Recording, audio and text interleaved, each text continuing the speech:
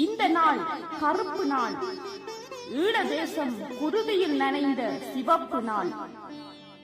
மரண ஓலம் காது கிழிக்க, மனித சடலம் சிதறி கிடக்க, சதைகளின் சகதிகளில் சர்வாதிகார பேய்கள் பிணம் தின்று பெருமை கொண்ட நாள். தன்னை இழந்த தமிழினம் வரலாறாகி போன நாள். வலியும் கண்ணீரோடு முள்ளிவாய்க்கால் முடிவல்ல தொடக்கம், தொடக்கமன்றே நீதி கதவுகளின் நெஞ்சை தட்ட தமிழர் தம் கரத்தை உயர்த்திய நாள். உலகம் அறியாமல் உறங்கி கிடந்த இனம் விழித்திறன் தெளிந்து விரிகின்ற திசையெங்கும் நீதி கேட்டு நிமிர்ந்த நாள்.